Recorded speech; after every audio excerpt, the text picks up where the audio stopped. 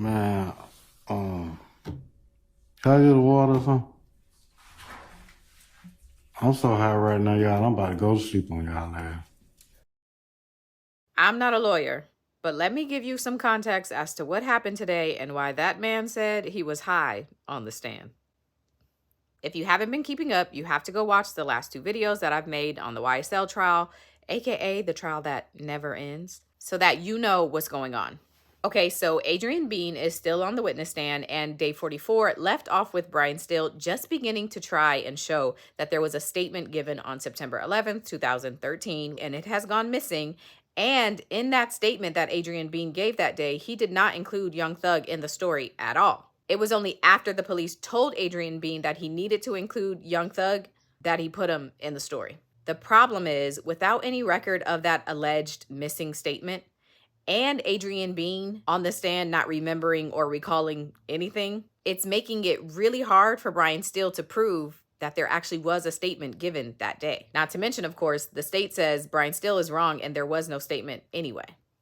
Have you ever seen a report of you speaking with law enforcement on the day of this incident, September 11, 2013? I don't remember. Ask you, have you ever heard a recording of you and the detective or officers or whomever at that hospital? Your Honor, I am entitled to that recording, summary report. I have nothing. Have you ever heard a recording of your conversation with the authorities, whomever, at the hospital on September 11, 2013? Your Honor, that's where I'm going to object. It is the question. What I'm getting at is he spoke with the police before. I don't have anything from the district attorney's office or law enforcement. What I tell you about that? I have nothing. What I tell you? Sir, did you hear your voice on this recording that states exhibit number 176? Sir, there was a lot to the detectives when they first came to talk to me, and I told what you tell them that Explaining to Detective Quinn, yes, sir, I lied to the detectives when they first came and talked to me. I told them that's probably the lies you're talking about. Did you hear that? Got some big ass ears. I can hear. Still don't remember the conversation, though. And you're referring to the detectives that you spoke with on September 11, 2013, right? I don't recall. Do you remember the name of the detective or detectives or officers or authorities that you interviewed with or interrogated by on September 11, 2013? I don't remember. So eventually, Brian Still starts to pivot his questions a little bit. He tries to show some of the other stuff that Adrian Bean said to him, which is that he knew that the police were listening to his jail calls, so he was trying to do what they told him to do, include Thug in the story. Did you know that the police were listening to your calls that were recorded from the Fulton County Jail in September of 2013? I don't remember, sir. And do you remember hearing just now you saying, after your wife is explaining what police are saying, the homicide detective, you saying they gave us a story to tell? They gave us a story to tell. I still don't recall, sir. Do you remember explaining to me and investigator Martin on January 22, 2023, when I played that recording, you explained that they gave us a story to tell was you knew the police wanted Jeffrey Williams involved? I still don't recall, sir. Brian Still also references the interview that he himself had with Adrian Bean, in which Adrian told him Thug was not involved at all. I asked you, was Jeffrey Williams, performer known as Young Thug, involved in any way, directly or indirectly? And you said he was not involved in any way. Did you hear that? Jeffrey Williams, Young Thug, was he in, around, a participant, giving direction, anything involved in that event that we're talking about involving Dirty Red in September 11, 2013? no, sir. Like I explained, when all that occurred, everything took place.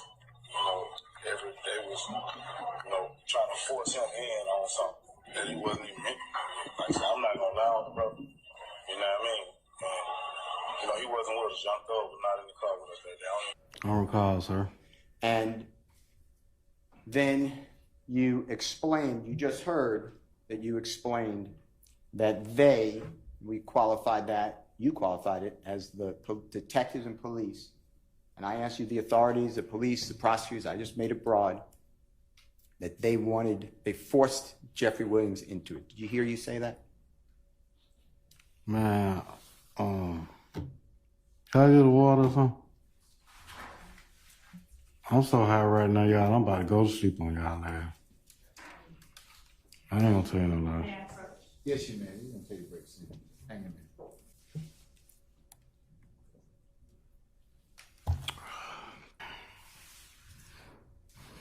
You need a moment?